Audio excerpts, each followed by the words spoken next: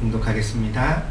열 제자가 듣고 그 두 형제에 대하여 분이 여기거늘 예수께서 제자들을 불러다가 이르시되 이방인의 집권자들이 그들을 임의로 주관하고 그 고관들이 그들에게 권세를 부리는 줄을 너희가 알거니와 너희 중에는 그렇지 않아야 하나니 너희 중에 누구든지 크고자 하는 자는 너희를 섬기는 자가 되고 너희 중에 누구든지 으뜸이 되고자 하는 자는 너희의 종이 되어야 하리라.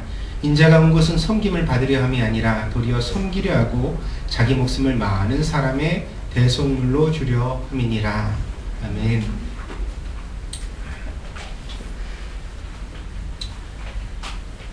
자신에 대하여 고민해보지 않은 사람은 아마 없을 것입니다. 누구나 다른 사람이 자기 약점에 대하여 말을 하면 방어적이 됩니다. 그래서 옛부터 충고를 잘하는 사람은 친구가 없다는 말이 있습니다. 충고를 좋아하면 친구를 잃습니다. 그러니까 너무 많은 충고는 삼가하는 게 좋습니다. 왜냐하면 아무리 가까운 사이라도 바른 말이라도 남이 틀렸다는 것, 고쳐야 될 것을 얘기해 줄 때는 감정이 나빠지기 쉽기 때문입니다. 대체적으로 사람은 그 말이 옳다는 것을 알면서도 자신의 부족한 부분을 건드리면 좋아하지 않게 됩니다. 하지만 좋아하든 좋아하지 않든 신경은 쓰입니다. 혼자 앉아서 고민하게 됩니다. 되도록이면 그 약점을 고치고 더 성숙한 사람이 되고 싶은 마음이 누구에게나 있습니다. 그래서 의지를 가지기도 합니다. 아, 그래, 내가 이건 좀 고쳐야겠다. 이런 부분은 좀 달라져야 되겠다. 그러나 약점이란 쉽게 고쳐지는 법이 없습니다. 알면서도 당하는 것이 약점입니다. 보다 정확하게 말해서 사람은 약점을 고치기 싫어하는 게 아니라 약점을 고치지 못하는 존재입니다. 그래서 목회를 하다 보면 성도분들에게 그런 얘기를 간혹 들어요. 목사님, 솔직하게 제가 가진 약점을 좀 말씀해 주세요. 그러면 제가 고칠게요. 근데 저도 젊은 시절에는 순진하게 그 말을 고지그대로 믿고 집사님은 그게 참 약점인 것 같아요. 그러면 뭔가 분위기가 설렁해집니다. 이게 감정이 안 좋은 거죠. 그럼 더 나쁜 거는 내가 이렇게 말씀을 드렸는데도 불구하고 시간이 지나도 안 달라지는 겁니다. 같은 약점이 또 드러나죠. 그러면 충고를 한 입장에서 저분이 내 말을 안 듣는구나, 그렇게 오해를 한 적도 있었습니다. 그런데 나이를 먹어가면서 보니까 안 듣는 게 아니라 못 듣는 겁니다. 아무리 머리가 휘어갈 정도로 나이를 먹어도요, 사람은 자기 약점을 잘 모를 뿐더러 알더라도 고치지를 못합니다. 오늘 이 설교를 듣는 여러분도 자신에 대하여 알고 있는 다른 사람들에게 여러 번 충고를 들은 자기 약점이 있을 것입니다. 그러나 그 약점은 다소 숨겨질 뿐이지 좀처럼 고쳐지지가 않습니다. 그렇잖아요. 남한테 드러내지 않는다고 해서 그게 없어진 건 아니죠. 그죠? 욱하는 순간, 그죠? 어떤 어려운 상황 가운데서 그게 도로 나타난다면 그건 사라진 게 아니라 감춰진 것 뿐이죠. 우리는 고치기를 원합니다. 고친 사람이 되고 싶죠. 잘 고쳐지지가 않아요. 그게 우리의 문제입니다.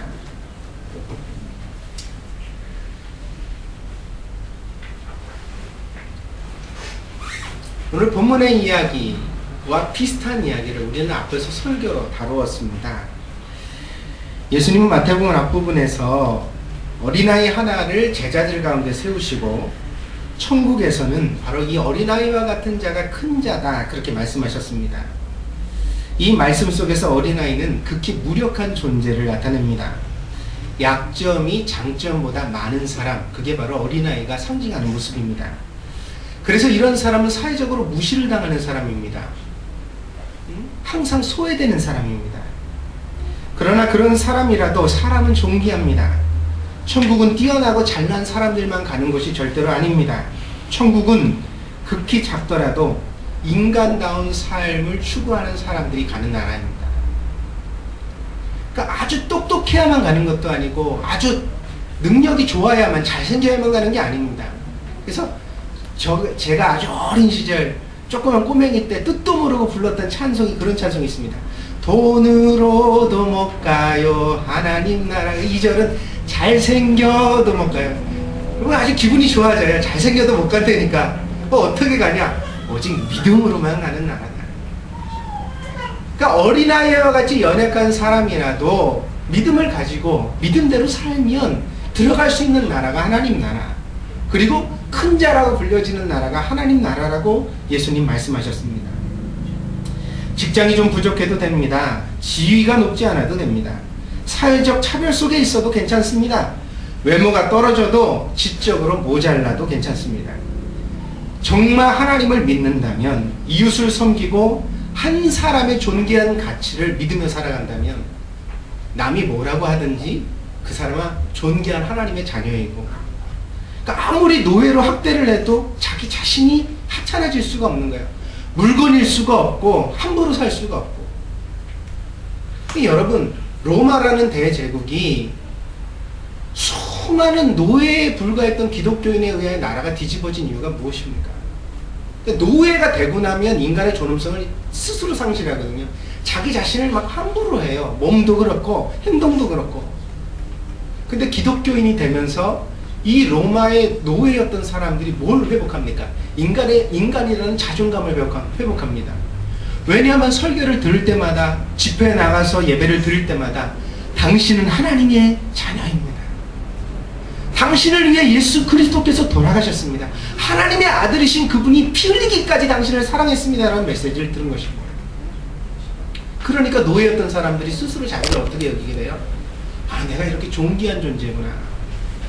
그러니까 행동이 변합니다. 말이 변합니다. 삶이 변합니다. 이 변화가 아주 사치하게 살았던 로마의 집권층, 귀족층들에게 삶의 허무함에 빠져서 성적으로 타락하고 날마다 음식을 배가 터지게 먹으면서도 정신적으로 공허하게 살던 사람들에게 영향을 주기 시작한 겁니다. 왜냐하면 자기 곁에서 돌보는 노예가 뭔가 달라진 겁니다. 온유함이 묻어나고 대화를 하는데 깊이가 있습니다.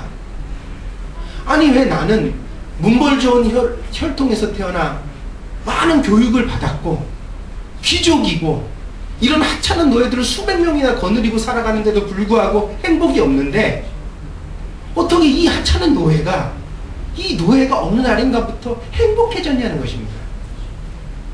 이 사실이 영향을 주기 시작하니까 어떻게 해요? 대제국이었던 로마가 뒤집어지는 역사가 나타나게 된 겁니다. 예수님의 말씀이 옳았습니다. 뭐예요? 천국은 어린아이라도 갈 수 있습니다. 어린아이와 같은 자가 오히려 큰 자일 수 있습니다. 가지지 않았지만 스스로 존귀 여기는 사람, 그들의 나라가 바로 하나님의 나라입니다. 예수님은 VIP, Very Important Person이 되라고 하지 않으셨습니다. 남들보다 상대적으로 더 높은 지위에 올라가서 중요해지는 사람, 그게 인간의 목표가 되어서는 안 됩니다. 반대로 Very Great Person, 매우 위대한 사람이 되기를 목적하라. 어떻게 하면 위대해질 것인가를 생각해라. 그것이 바로 마태복음 18장 서두에서 예수님이 제자들에게 주셨던 교훈의 내용이었습니다. 18장 1절에서부터 3절 사이에 이런 얘기가 나옵니다. 그런데 오늘 다시 20장에 들어서니까 어떻게 되죠? 똑같은 얘기가 반복되는 겁니다. 제자들은 또 높아지려고 합니다. 제자들은 또 서로 다툽니다. 경쟁합니다. 행복을 함께 누리는 게 아니라 승자만 독식하는 행복이라고 생각합니다. 우리 중에 누가 승자가 될 것인가? 사실 20장 17절 이하를 보면 오늘 본문이 매우 심각한 상황이라는 것을 알 수 있습니다. 우선 때와 장소는 마지막으로 예루살렘에 올라가던 길 중입니다. 마지막이라고 설명을 드리는 까닭은 이 길로 올라가신 예수님이 군병들에게 체포되고 십자가의 사형에 처해졌기 때문입니다. 다시 말해서 예수님은 이 길로 예루살렘에 올라가셨고 돌아오지 못하셨습니다. 더구나 예수님은 그 사실을 제자들에게 직접 말씀하셨습니다. 마태는 그런 말씀을 하셨던 예수님을 회상합니다. 예수님이 십자가에 대하여 그때 말씀하셨다. 예수님의 말씀이 직설법이었는지 아니면 은유적이었는지 우리는 정확하게 알 수는 없습니다. 그러나 분명 예수님의 어조는 심각했을 것입니다. 왜냐하면 십자가의 죽음을 말씀하시는데 웃으면서 얘기하실 수는 없잖아요. 예수님 자신이 매우 심각하게 이 십자가에 대하여 얘기하셨고 분위기는 가라앉았을 것입니다. 그런데 20절에 보니까 갑자기 세베대의 아내가 등장합니다. 세베대의 두 아들이 예수님을 따르고 있었습니다. 야고보와 요한입니다. 그녀는 자신의 두 아들이 예수님을 통해 출세하기를 원했습니다. 예수님이 지금은 고생을 하시고 있지만 그 능력과 인품으로 봤을 때 분명히 앞으로 크게 성공하실 것 같은데, 그렇다면 그때 함께 고생했던 내 아들들이 뭔가 좀 보상을 받아야 하지 않겠는가? 그것이 어머니로서 가지고 있는 열정이었습니다. 21절에 보니까 이 세베대의 아내는 주의 나라라는 표현을 사용합니다. 이는 예수님이 메시아로서 이스라엘의 왕이 될 것이라는 기대를 나타냅니다. 다시 말하면 예수님은 장차 메시아로서 이스라엘의 왕이 되시지 않겠습니까?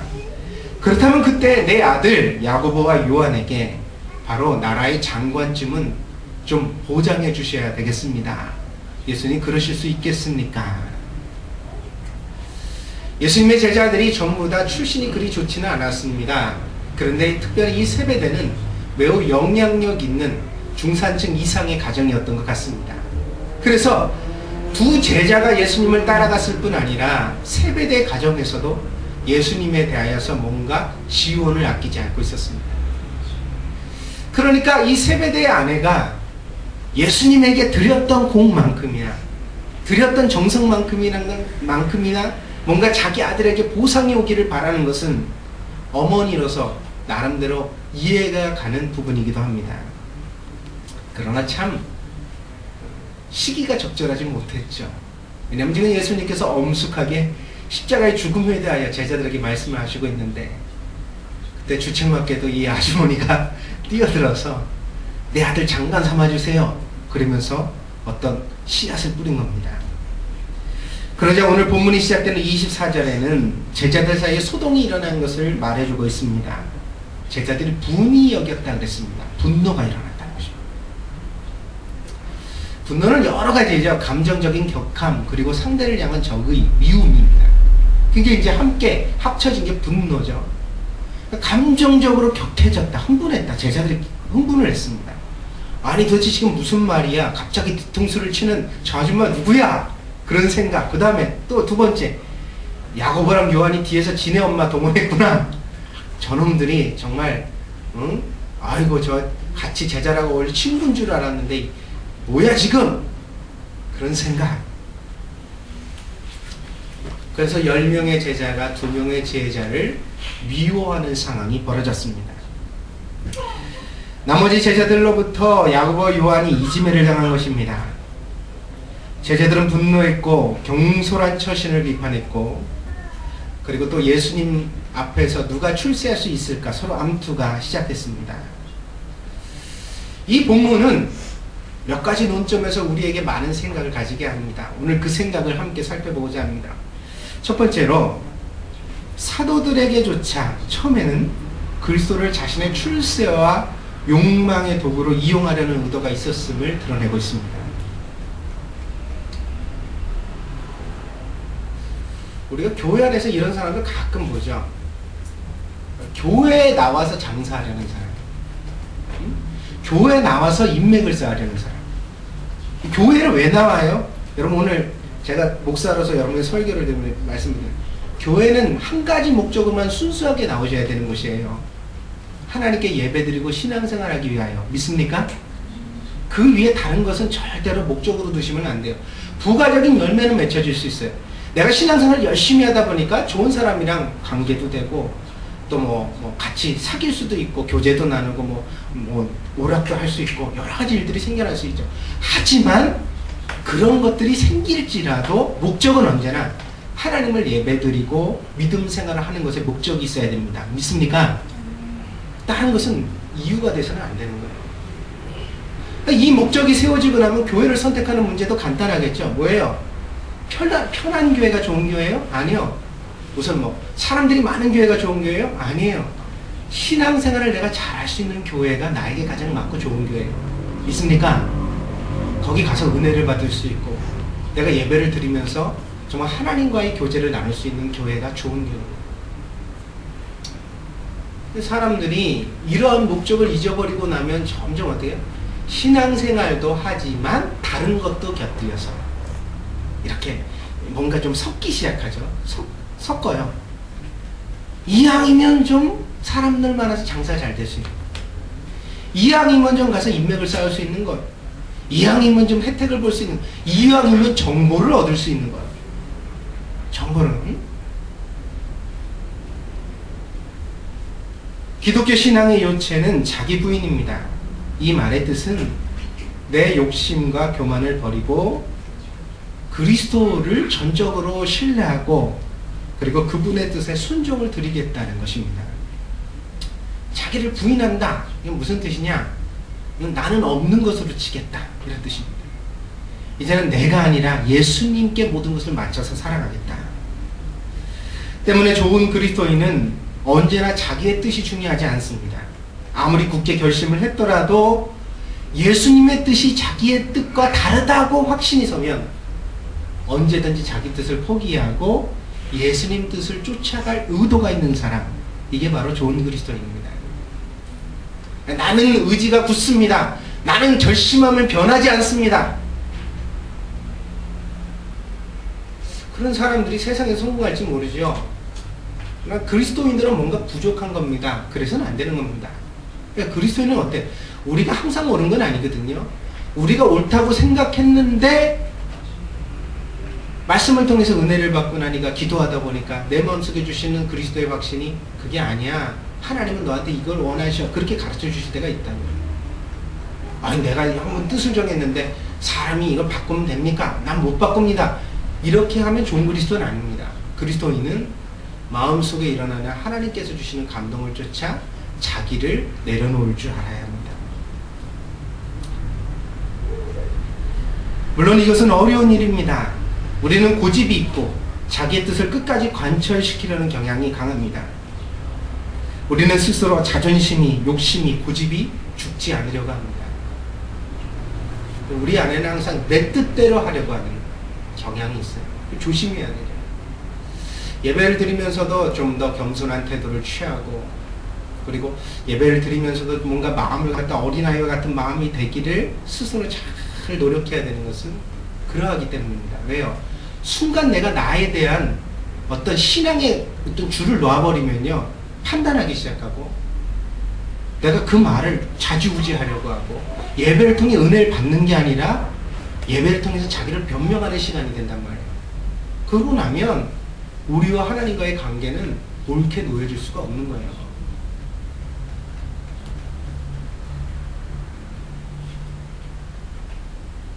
우리는 오랫동안 교회를 다니면서도 전혀 자기의 자아가 죽지 않는 사람들을 만납니다. 그들은 포기를 모릅니다. 세상과 신앙을 함께 잡으려고 하는 그릇된 환상에 사로잡혀 있습니다.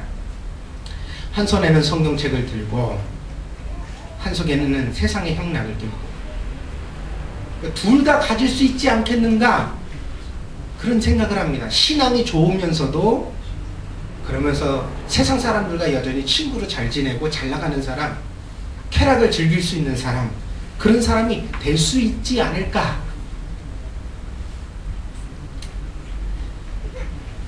한번 타협하기 시작하면 끊임없이 신앙의 타협이 찾아오고 그래서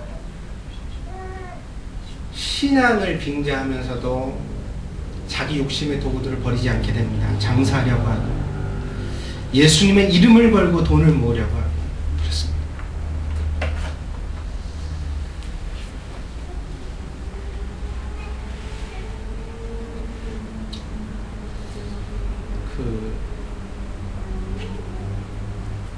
한국에 가면 동네마다 아주 오래된 교회들이 있습니다.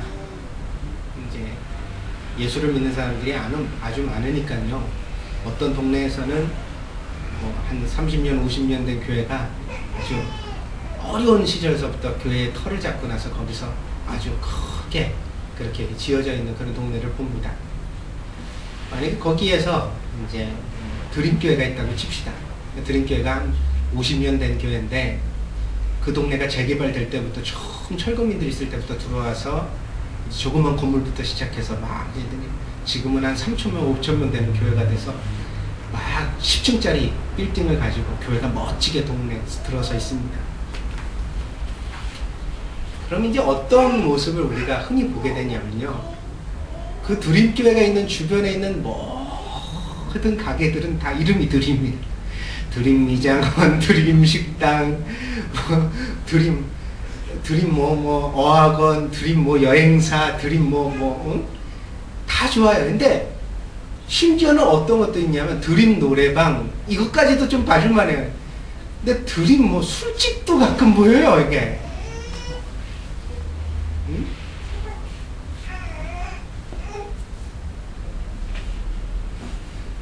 왜 그 사람들이 그렇게 교회 이름을 걸고 그렇게 간판을 만들었을까? 과연 자기 자신이 그리스도인이라는 걸 자랑하기 위해서 내가 섬기는 교회가 너무 좋고 자랑스러워서 그 이름을 썼을까? 물론 그런 성도들도 있을 겁니다. 그 교회를 움직이기 위해서 헌신하는 정말 중요한 신앙인들이 거기에 헌신하면서 그렇게 있겠죠. 하지만 우리는 허수가 끼어져 있다는 사실을 부인할 수 없습니다. 아마 절반 이상은 그런 이름 걸면 장사가 잘 될 거라고 생각해서 걸었을걸요. 예배드리고 성도들이 와주기를.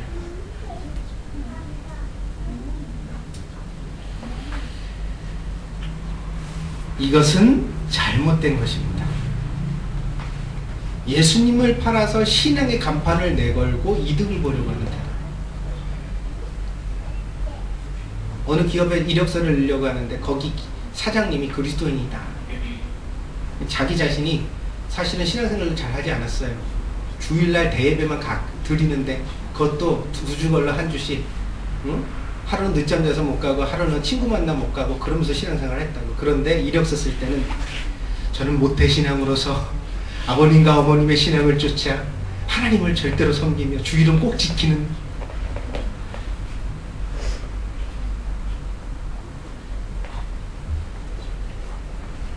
이런 거짓의 실타래가 사회를 엮었습니다. 그랬더니 어떻게 되어져요? 불의가 부정이 더 이상 성경에 대하여 가책을 받지 않고, 예배를 드리는데 설교가 찔려야 되거든요. 그렇게 사는 것에 대해 책망하는 설교가 성도들에게 가슴을 저리는 아픔으로 다가와야 되는데, 아이고 뭘요, 우리는 다 그렇게 살아왔는걸요, 우리 교회 태반이라 그런걸요. 그러니까 목회자도 포기하고 설교하지 않게 되고. 우리는 오늘 우리 신앙의 동기가 순수한지 다시 확인해야 합니다. 정말 자기를 부인하고 그리스도를 쫓아가려고 노력하고 있습니까? 예수님을 이용하려는 마음을 날마다 십자가에 못 박고 있습니까? 그리스도인이라는 알량한 간판이 아니라 그리스도인이라는 이름대로 살지 못하는 자기 자신 때문에 괴로워하는 마음이 있습니까? 남을 판단하는 생각이 아니라 내가 알고 있는 성경대로 내가 보았던 말씀 속에 담겨진 그 위대한 신앙의 인물들처럼 살지 못하는 자기 자신에 대한 아픔과 고통, 고민이 우리 안에 있습니까? 흉내를 내는 그리스도인은 진짜 그리스도인이 아닙니다. 예수님을 통해 풍성한 은혜를 누리기 위해서는 우리의 본심이 변해야 합니다. 그런데 이게 어렵다는 것입니다. 심지어 예수님을 3년 동안 쫓아다닌 제자들도 겉으로는 많이 변했지만 그 안에는 여전히 경쟁하고 이기려 하고 예수님을 이용하려고 하는, 출세하려고 하는 욕망이 자리하고 있었다. 마태는 오늘 성경의 본문을 통하여 성도들에게 그런 의도를 경계하고 있는 것입니다.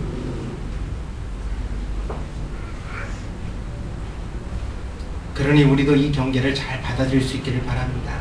여러분, 항상 확인합시다. 예수님을 정말 제대로 믿고 있습니까? 정말 순수하게 믿고 있습니까? 두 번째로 오늘 본문은 사도들에게도 변화란 어려웠다는 사실을 말해줍니다. 앞에서 말씀드린 바와 같이 어린아이를 가운데 세우시고 교훈하신 예수님의 가르침이 얼마 지나지 않아 제자들은 다시 높아지기 위한 경쟁을 시작했습니다. 예수님의 말씀을 무시한 걸까요? 그렇지 않다고 봅니다. 그들은 진심으로 예수님을 믿었고, 그렇기 때문에 직장도 버리고 가족도 버리고 고향도 버리고 예수님과 동고동락하며 3년의 세월을 보냈습니다. 우리 중에 이런 헌신을 할 수 있는 사람 많지 않습니다. 아마 거의 없을 겁니다. 예수님이 호요식 시켜주신 것도 아니잖아요. 배고팠고 고생했고 다리 아팠고 가는 곳마다 여러 가지 비방에 쌓이는 일들을 겪었습니다. 그런데 심지어는 제자라고 불려졌던 많은 사람들이 예수님을 떠나는 일도 있었습니다. 그러나 마지막까지 의리 지켜 남았던 게 12명입니다. 그 12명이 정말 예수님을 믿으려고 노력한 거죠. 믿고 싶어 했던 겁니다. 그렇게 전적으로 헌신하고 신앙에 매달렸지만 그러는 동안 수없이 많은 기적을 체험하고 예수님께 은혜를 받았지만 예수님이 십자가에 달리시기 직전까지 제자들은 아주 조금밖에 변화되지 못했다. 그걸 오늘 본문이 나타내고 있습니다. 이것은 대단히 실망스러운 현실입니다. 그러나 예수님은 다시 25절에서 27절을 통해 제자들에게 같은 교훈을 반복하십니다. 새로운 얘기는 아닙니다. 왜요? 겸손해야 한다. 섬겨야 한다. 높아지기를 추구하지 말고 차라리 아래로 내려가라. 너 중에 큰 자가 되고자 하는 사람은 낮은 사람이 돼야 한다. 이 얘기 새로 듣는 얘기예요? 아니요. 예수님은 설교하실 때 하다 말은 마태복음 5장에 산상수훈 나오죠. 마음이 가난한 자는 복이 있나요? 가난한 자가 뭐예요? 부자 아니잖아요. 가진 자 아니잖아요. 예수님의 설교는 일관성 있게 뭘 얘기하니? 가진 것과 환경과 지위를 통해서 큰 자가 되는 게 아니다. 사람의 위대함은 학벌이 아니다. 어떤 직위가 아니다. 좋은 직장 들어갔다고 사람이 위대해지는 게 아니다. 사람의 위대함은 신앙 안에서 찾아지는 거다. 스스로 되어지는 일이다.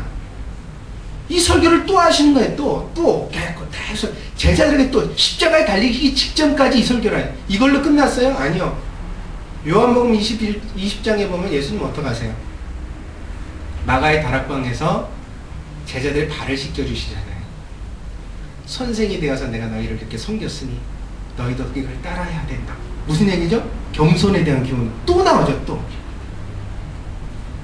그러니까 예수님의 일생이 계속 한 가지 설교를 하셨어요. 남보다 출세하려고 뜻 두지 마라. 더 가지는 것에 뜻 두지 마라. 잘 나가는 인생 돼. 그러면 행복할 거라고 착각하지 마라. 지금 있는 환경에서도 행복할 수 있다. 응? 연약한 자라도 신앙 가운데서 누구나 큰 자가 될 수 있다. 이 설교를 예수님 오늘 또 하시는 거예요. 그래도 이 설교 듣고 나도 여러분은 또 고집 부릴 걸 내가 알아요. 그래도 나는 큰 자가 되고 싶은걸요. 부자 됐으면 좋겠는걸요. 그래도 나는 지금보다는 더 넉넉한 형편을 바라는걸요. 그래도 나는 행복해지고 싶은걸요. 맞아요. 아셔야 돼요. 행복하지 못한 건 환경 때문이 아니라 욕심 때문이에요. 있는 그대로 받아들이지 못하는, 예수님을 전적으로 신뢰하고 자기를 내려놓지 못하는 그 마음 때문이에요. 놀라운 사실은 일체의 책망이 없이 제자들의 약점을 수용하는 예수님의 모습입니다. 한 3번 반복하면 화나잖아요. 그렇지 않아요? 저는 화가 나요. 제가 화 안 낼 것 같아요? 낼 것 같아요. 여러분들 아시죠? 요즘 다혈질이에요. 잘 안 하려고 그러지만 저도 모르게 억울하는. 특히 정의를 가장한 분노는 조심해야 돼요. 무슨 얘기인지 아시죠? 내가 옳기 때문에 화낼 자격이 있다. 틀린 생각이거든요? 저도 알아요. 근데 제가 이걸 얼마나 자주 이용해 먹는지 몰라요. 아내에게도 아이들에게도. 그럴 수가 있어! 그리고 막 화를 내요. 어떻게 이걸 안 고쳐? 내가 몇 번 말했어! 지금 3번도 4번도 더 말했잖아. 그런데 왜 이래? 그리고 화를 내요. 성경이 말해주죠. 사람의 분내는 것은 하나님의 의를 이루지 못하느니라. 믿습니까? 분내는 거는 절대로 그게 의로운 방법이 아니에요. 인정해 주시죠. 이사야 선지자가 예수님에 대해 뭐라고 얘기해요? 그는 목소리를 높이지 아니하며. 목소리를 높이지 않아요. 예수님은 오늘 그 예언을 이루세요. 똑같아요. 제자들이 십자가 지러 가신다는 예수님 앞에서 싸우고 있어요. 누가 높으냐고. 그러면 예수님은 화가 나실 거예요. 그런데 오늘 톤을 보세요. 화내는 모습이 전혀 없어요. 담담하게 말씀하십니다. 전혀 실망하거나 흥분된 모습이 없이 마치 제자들이 그럴 줄을 아셨다는 것처럼 예수님은 제자들에게 헌신과 섬김에 대해 다시 설명해 주세요. 저는 이 설교를 준비하면서 진짜 많이 부끄러워요. 이게 저한테 약점이거든요. 저는 의롭다고 생각할 때 화가 나는 사람이에요. 제가 옳다고 생각할 때 제 자신의 감정이 잘 수스러지지 않아요. 그래서 옳은 말을 할 때 항상 언성을 높이는 저를 보게 될 때가 많아요. 근데 예수님은 안 그러셨어요. 예수님은 옳은 말을 하시는데 부드럽게 하실 줄 알았어요. 옳은 말을 하시는데 그것을 수용하시면서 하셨어요. 제자들이 무한당하지 않게. 저도 여러분도 이 예수님 본받아 노력해야 될 줄 믿습니다. 이게 노력합시다. 이미 잘하시는 분들도 있을 줄 알아요. 저보다 나은 분도 있잖아요. 저는 그렇다고요.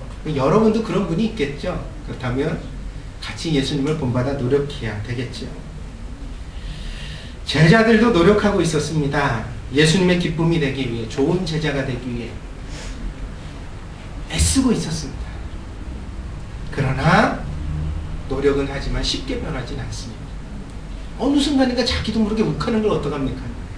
제자들이 겸손을 몰라서 욱하는 게 아니에요. 이미 다 알지만 어느 순간인가 갑자기 이 욱하는 감정이 찾아왔을 때 어쩔 수 없었다는 거죠.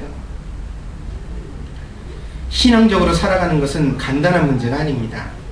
그리스도인으로서 자기를 부끄럽게 여기지 않는 사람이 되는 것은 평생을 힘써야 할 목표임을 잊지 말아야 합니다. 그러니까 좋은 그리스도인은 항상 자기를 살피죠. 남이 아니라. 우리가 누군가에게 손가락질을 하고 있을 때 그는 우리의 부족을 가르치는 나머지 네 손가락이 자기를 가르치고 있다는 것을 기억해야 합니다. 너는 왜 그래? 이렇게 말할 때 사실은 내가 더 많이 부족한 거죠. 믿습니까? 그거를 주님 안에서 깨달을 수 있는 그러한 제자가 되기를 바랍니다. 제가 가르쳤던 청년이 하나 있는데 지금은 35살쯤 됐나요? 경기도 시흥에 있는 목감 사회복지관에서 복지관에서 과장을 하고 있습니다. 복지사로. 두가 다 복지사입니다. 요즘 그 친구랑 얘기를 많이 나눠서 이 친구 얘기를 하는데 이 친구하고 추억이 좀 있습니다. 여러 가지 추억이 있는데 그 중에 하나, 기억에 남는 게 하나 있습니다. 중고등부 청년부 시절을 같이 보냈습니다. 중학교 시절부터 제가 이제 가르쳤던 아이였었죠. 그때는 교사로서. 이제 저를 봤는데 가르치다가 청년이 됐습니다. 오래 신앙생활을 했으니까 청년부에서도 임원이 됐습니다. 이제 토요일인가 모임을 가지면서 청년부 모임을 갖다가 이렇게 소집을 해서 기다리고 있는데 안 옵니다. 못 온다는 거예요. 아, 무슨 일이 생겨가지고 오늘 못 오겠습니다. 전화까지 받았습니다. 그런가 보다 그랬는데 같이 나온 친구들한테서 얘기를 듣습니다. 얘기를 듣고 보니까 그 토요일 날인데도 친구를 아침부터 만나가지고 술을 한잔한 거예요. 술을 먹고 나서 이제 술 냄새가 풍기고 그러니까 이제 청년 교회 모임에 올 수가 없는 거잖아요. 안 온 거예요. 그리고 나서 도망을 갔어요. 근데 이 친구가 좀 소심한 면이 있어요. 아주 섬세한 친구거든요. 굉장히 작은 일 문제도 고민도 많이 하고 그래요. 근데 가만히 생각해 보니까 자기가 만약에 집으로 피신해 있으면 혹시 신방을 올까봐 마음이 걱정이 된 겁니다. 집에도 못 들어가고 교회 뒤편에 이제 산이 있었는데 그 산으로 도망을 갔다는 겁니다. 그 산으로 올라가는 걸 우리 청년 중에 한 명이 오다가 봤어요. 마침 봐가지고 오빠 산으로 가던데요? 왜 그러냐 그리고 수소문을 해보니까 이제 그 이야기가 밝혀졌습니다. 무더운 여름이었는데 저도 짓궂었습니다. 그 친구가 산으로 갔다는 얘기를 듣고 나서 회의를 갖다 일찍 마치고서요 그 친구를 잡으러 쫓아갔어요. 큰 산에서 어떻게 만날까? 그냥 아이 중간까지 약수터까지만 갔다 오자. 만나면 다행이고 못 만나면 할 수 없지. 하지만 왠지 가고 싶은 마음이 들더라고요. 한참 올라가는데 산중턱 약수터 못 가서 그 벤치가 있는데 거기 혼자서 앉아있는 거예요. 앉아가지고 얼굴이 뻘개서 앉아있는데 이걸 발견을 했어요. 제가 뒤로 가서 이름을 헉 불렀더니 깜짝 놀래요. 오, 어떻게 여기로 오셨냐고. 전도사일 때니까요. 얼굴이 왜 이렇게 빨개냐? 그랬더니 아무 말도 못해요. 제가 몇 대 지워박았어요. 아이고 잘한다. 뭐 하고 있는 거냐. 이 친구가 거기서 가만히 앉아서 무슨 생각했냐? 그러고 물었더니 친구가 좋아서 술은 토요일날 먹었는데 예배도 못 가고 교회도 못 가고 산으로 도망가 있는 자신을 보니까 스스로 안심을. 거기 앉아서 이 친구가 고민을 하는데 내가 과연 그리스도인인가? 정말 하나님을 믿는 건가? 내가 지금 정말 죽어도 천당 갈 수 있는 사람인가? 혹시 성경책에 나오는 수많은 바리새인 중에 나도 껴있지, 선택받은 사람만 구원받는다는 얘기 들었는데 혹여 나는 선택받지 못한 사람 아닌가? 그런 고민을 했다는 겁니다. 제가 몇 대 쥐어받고 그 친구랑 나란히 벤치에 앉아서 옆에서 노래를 불러줬어요.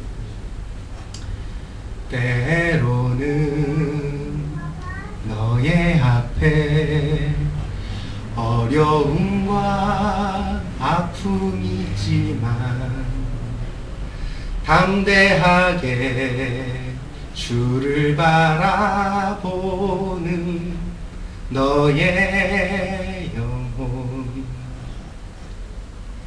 너의 영혼 우리 볼 때 얼마나 아름다운지. 너의 영혼 통해 큰 영광 받으신 하나님을 찬양, 하나님을 찬양. 그 찬송 불러줄 때 나도 눈물이 나고 그 친구도 눈물이 나고 산중턱에 앉아서 노을은 빨갛게 져가고 둘이 앉아서 그렇게 한참을 앉아있다. 그리고 같이 내려왔습니다.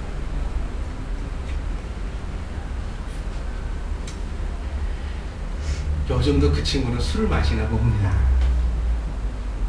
사람을 좋아해서요, 친구들 만나 술 얘기하는 게 가끔 가다가 페이스북에 올라오는데 저한테 걸려요. 제가 지금 아무 말도 안 합니다. 사람 좋아하니까 그런 일도 있겠구나, 그렇게 봅니다. 근데 얼마 전에 그 친구가 저한테 그런 얘기를 했습니다. 목사님, 감히 목사님 같이라고는 말하지 못하겠지만 그래도 목사님과 비슷한 마음을 품고 저는 제가 돌보는 가난한 사람들을 만나고 있습니다. 그때 목사님이 제게 주신 교훈 오래됐지만 잊지 않고 지키려고 노력합니다.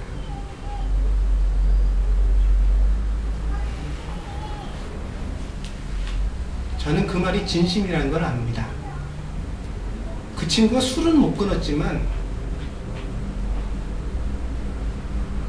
그건 그 친구의 약점이지만 아직도 마음은 약하지만 고민도 많겠지만 그러나 믿음 안에서 노력해가며 자기를 고치려고 자기가 틀린 것, 부족한 것 채워가려고 나름대로 애쓰고 노력하며 살고 있다는 모습 대견하게 다가왔습니다. 그래서 제가 얼마 전에 그랬어요. 나는 믿어. 응? 네 안에 있는 하나님이 아름답게 하실 걸 믿어. 나는 지금도 네가 얼마나 자랑스러운지 몰라. 걱정하지 마. 하나님이 언젠가는 더 아름답게 하실 거야.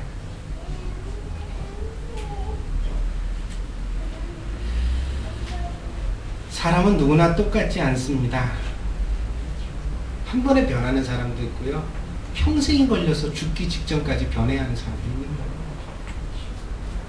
근데 모든 사람에게 강력한 결단만을 요구하는 건 틀린 생각이에요. 어떻게 그렇게 결단을 못해? 의지가 부족해. 그렇게 말한 지는 자기는 도대체 응?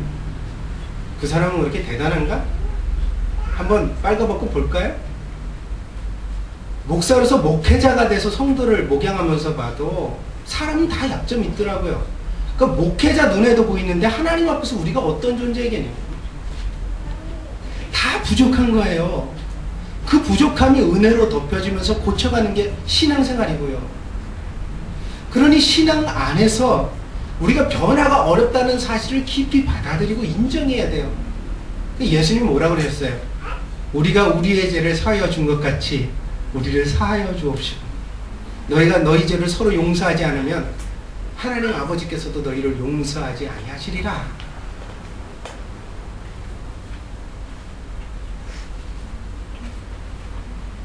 우리는 그리스도를 신뢰해야 합니다. 그분의 방법이 최선이라는 사실을 인정해야 합니다. 우리의 약점까지도 덮어가시는 은혜를 받아들여야 합니다. 장로교 신학을 했던 목사로서 여러분에게 말합니다. 하나님은 선택한 걸 후회하지 않으십니다. 붙은 사람을 놓치지 않으시는 하나님. 예수님 그러셨습니다. 아버지께서 내게 주신 양 중에 한 마디도 잃어버리지 않는 것이 나의 뜻이라. 그래서 예수님은 배반했던 베드로도 찾아오시고 예수님을 핍박했던 사도 바울도 찾아오셔서 마침내 변화시키셨던 분입니다. 약점을 바꾸어 은혜를 통해 새롭게 하시는 분이 예수님이셨거든요. 그래서 이 예수님을 믿는 신앙인은 평생을 어때요? 자기 약점을 바라볼 게 아니라 예수님을 바라보면서 살아가는 존재가 되어야 하는 것입니다. 여러분에게 말씀드립니다.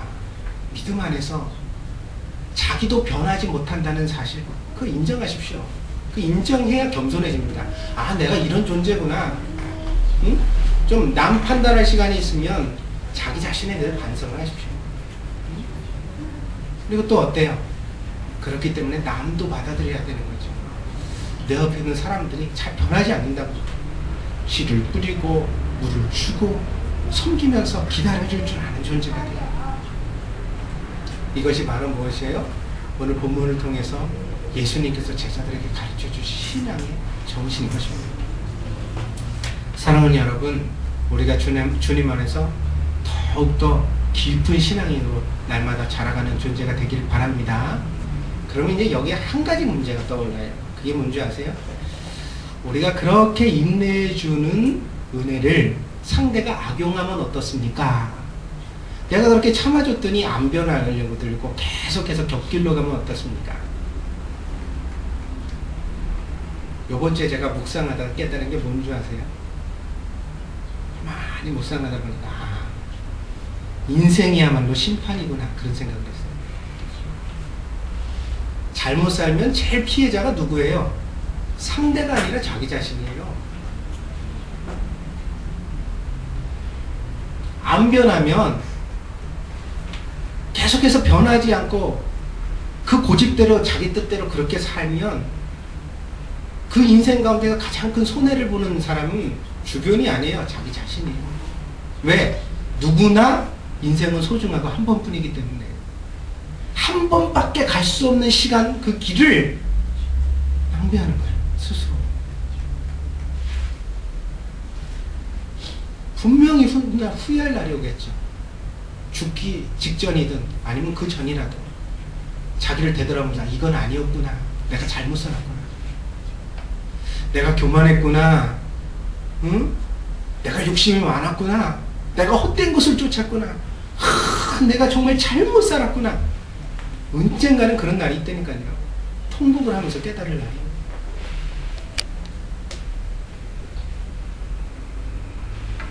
그러니까 두세요. 두라고요. 내가 그 사람을 어떻게 하려고 들지 말고. 그만두면 됩니까? 안 되죠. 우리가 섬기면서 상대한테 좋은 자극을 주려고 노력해요. 목사는 여러분에게 설교라고, 여러분은 삶으로 정말 온유한 삶을 살면서 그런 사람들이 자기를 돌아보고 깨달을 수 있도록 자극을 줘야죠. 그러나 거기까지가 우리가 가진 한계예요. 우리는 누구도 주인이 될 수 없어요. 완벽하게 책임질 수 없다고요. 내가 저 사람을 길들일 수 있다, 바꿔놓을 수 있다, 변화시킬 수 있다. 그게 교만이에요. 어떻게 우리가 그럴 수 있어요? 무슨 능력으로? 내 인생도 못 바꾸는 우리가 어떻게 남 인생을 바꾸느냐? 결국은 그 사람의 변화는 그 사람의 책임인 거예요. 자기가 변화되는 것에 대한 책임은 자기가 져야 되는 거예요. 목사가 이렇게 설교를 드려도 좋은 목사 만났다고 좋은 그리스도인 되는 거 아니에요. 믿습니까? 그 설교를 듣고 자기가 변해야 돼요. 그게 따라가지 않으면 결국 마지막에 손해를 보는 건 자기 자신이죠. 그러니까 어떠해야 돼요? 두세요. 그 사람이 책임은 그 사람에게 맡기고 두고 우리는 우리가 할 도리를 하는 거예요. 그게 뭐예요? 목사는 최선을 다해서 성경대로 설교하는, 본문을 지키고. 믿습니까? 성도들은 그 말씀 안에서 자기를 돌아보고 자기를 고치려고 노력하고. 그러면 그걸로 족한 거예요. 그걸로 족하다고. 이 은혜 안에서 선한 변화를 이루어가는 성도들이 되어지기를 바랍니다. 믿습니까? 기도하겠습니다. 변화는 쉽지 않습니다. 오랫동안 예수님의 설교를 듣고서도, 모든 예수님의 말씀을 듣고 그 기적을 보았음에도 제자들은 마음속에 있는 욕망, 욕심, 출세하고자 하는 마음을 버릴 수 없었습니다. 그들은 쉽게 분노했고 자기 자신의 바탕을 드러냈습니다. 그러나 우리는 이미 지어진 성경을 통해 알고 있습니다. 당장 변하지는 못했지만 이 제자들이 점점 하나님의 사람으로, 그리스도의 제자로 멋지게 변화된 인생을 살았고 마침내 하나님 앞에 부끄럽지 않을 인생을 완성했다는 사실을 우리는 이미 읽고 있습니다. 예수님, 우리의 나이가 혹 20이든지 30이든지 혹은 40, 60이 되었다 할지라도 예수님 안에서 우리 자신을 함부로 단정짓지 아니하고 변화돼가는 인생 가운데 있다는 것을 믿고 바라볼 수 있는 신자가 되게 하여 주시옵소서. 나 자신을 받아들이게 해주시고 그리고 내 옆에 있는 사람들도 인정하고 받아들일 수 있는 선한 그리스도인이 되게 해 주시옵소서. 하나님, 이 변화 가운데 우리가 놓여져 있는 줄 압니다. 그러므로 오직 우리는 서로 겸손하고 그리고 또 섬기기를 힘써야 할 줄 믿습니다. 오늘 말씀처럼 우리에게 주신 모든 기회를 쫓아서 내게 옆에 있는 모든 사람들을 섬기는 그리스도의 제자가 되게 하여 주시옵소서. 예수님이 처음부터 끝까지 한결같이 설교하고 또 설교하고 가르치고 또 가르치면서 제자들에게 주시기를 원했던 이 강력한 교훈, 겸손을 배우고 섬길 줄 아는 사람이 되라는 이 교훈을 우리가 귀로만 듣지 않고 마음에 새기게 해주셔서 이 말씀대로 살아가는 그리스도인이 되게 해 주시옵소서. 감사를 드리며 예수님의 이름으로 기도했습니다. 아멘.